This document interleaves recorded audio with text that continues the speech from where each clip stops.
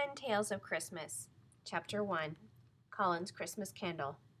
Colin walked slowly home from school, scuffing his feet as he crossed the hill of the little Irish fishing village. It did not seem like Christmas Eve. Perhaps this was because it had not yet snowed. But Colin knew there was another reason why it did not seem like Christmas, a reason he did not dare even whisper in his heart. He looked out across the lead-colored sea. There was not a speck of a ship on the horizon. And 7 days ago his father's fishing schooner had been due home. "I'll bring you a sheepdog pup from the Shetland Isles," Colin's father had said when he left. "You'll have it a week before Christmas, I am certain." But tonight was Christmas Eve. Colin looked toward the lighthouse high on the hill. 7 days ago a north gale had short-circuited the lighthouse wires and snuffed out the great light. For 7 days there had been no beam to guide a schooner home. Colin pushed open the cottage door. He heard his mother moving in the kitchen. "We'll need more peat for the fire, Colin," she said as she came into the front room. "And it's nearly time to light the candle for the Christ child." "I'm not caring much about lighting a candle, Mother," he said. "I know, for I'm not caring much either," replied his mother. "But everybody in Ireland lights a candle on Christmas Eve, even when there's sadness in the house. It is a symbol that your house and heart are open to poor strangers. Come on now, I've got 2 candles, one for each of us. If you gather some peat, we'll be ready for supper soon." Colin went outside to gather the peat. "Not caring much about lighting the candle," he repeated to himself as he glanced toward the lighthouse, "when there's not so much as a beam of light to guide a schooner home." But while Colin was staring at the lighthouse, an idea hit him like a gust of wind. He turned and started running up the long hill to the lighthouse.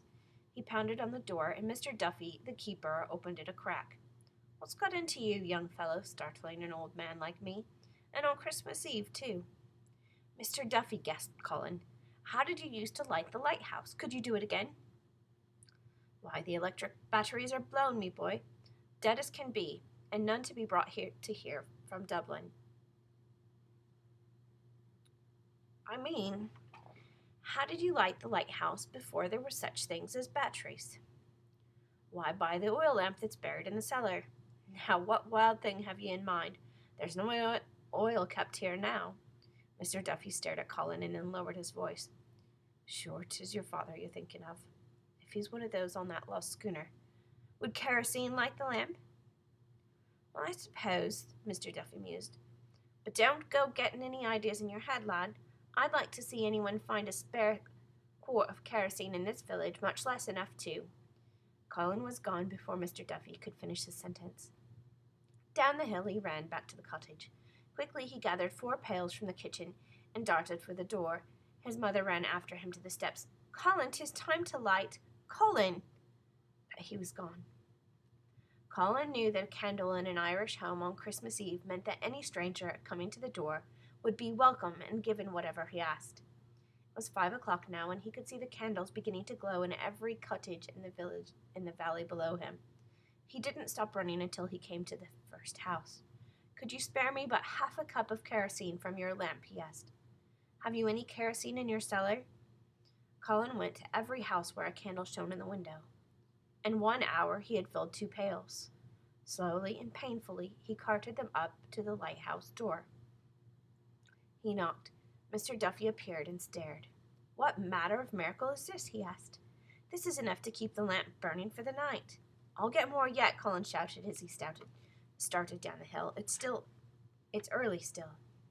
After 2 more long hours, Colin had gathered 2 more pails of kerosene. When he was halfway up the hill for the second time, he saw the tower suddenly flicker with light. A great beam spread out over the valley and stretched toward the dark heart of the sea. Mr. Duffy had lighted the lamp. When Colin reached home, it was very late. His mother jumped from her seat near the fire. "Colin, where have you been? You've had no supper nor lighted your candle." "I've lighted a candle, Mother, and a big one. It's a secret yet, and I can't tell you. But it was a huge candle indeed." After that, Colin ate his supper and went quietly to bed. He dreamed all night of candles and fishing schooners, of kegs and kegs of oil. And then a great shouting aroused him from his sleep. "The ship has come in! The ship has come in! 'Twas the light, they say, that Mr. Duffy lighted. They were but 10 miles out all week after the storm, just drifting in the fog." Colin opened his eyes. He saw that dawn was breaking and his mother was standing at the door. He bounded from bed and pulled on his clothes, and then ran to the door and looked toward the harbor. It was true, then. There was the schooner with its rigging standing out against the gray of the sea. Colin raced for the harbor. He felt a moist wind in his face. It was beginning to snow. Oh, it was Christmas, all right, falling from heaven and right into his heart. By Barbara Rafferty.